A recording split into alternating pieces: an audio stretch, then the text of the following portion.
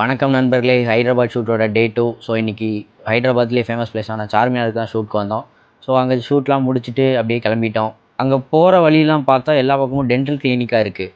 எங்கே திரும்பினாலும் dental clinic குட்டி குட்டியாக. என்னென்னு சொல்லிட்டு கிளைண்ட்டை கேட்டால் இது வந்து டென்டல் பஜார் அப்படின்னாங்க. டென்டலுக்கெல்லாம் பஜார் வச்சுருக்காங்களா அப்படின்னு ஒரே ஷாக்கிங்காக இருந்தது.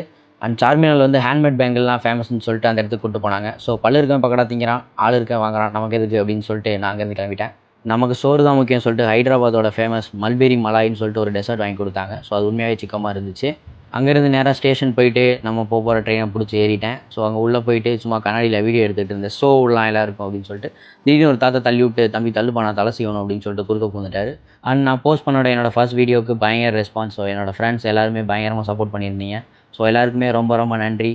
அண்ட் இதே மாதிரி கீப் சப்போர்ட்டிங். நிறைய வீடியோஸ் எடுக்கணும்னு நினச்சேன். வழக்கம் போல் நான் படுத்து தூங்கிட்டேன். ஸோ அடுத்த நாள் காலையில் சென்னை ரீச் ஆகிட்டேன். அங்கேருந்து நேராக நம்ம ஏரியா போகிற பஸ்ஸை பிடிச்சி ஏறி உட்காந்து அப்படியே போயிட்டேன். அண்ட் என்னோடய 2 வீலர் டிரைவரை கால் பண்ணி வர சொல்லிட்டேன். ஸோ அவங்க நேராக அங்கே வந்துடுவாங்க. அது வேறு யாரும் இல்லை, அது என்னோடய அக்கா தான். ஸோ வந்துட்டாங்க. பாய், நன்றி, வணக்கம். அடுத்த வீடியோவில் சந்திப்போம்.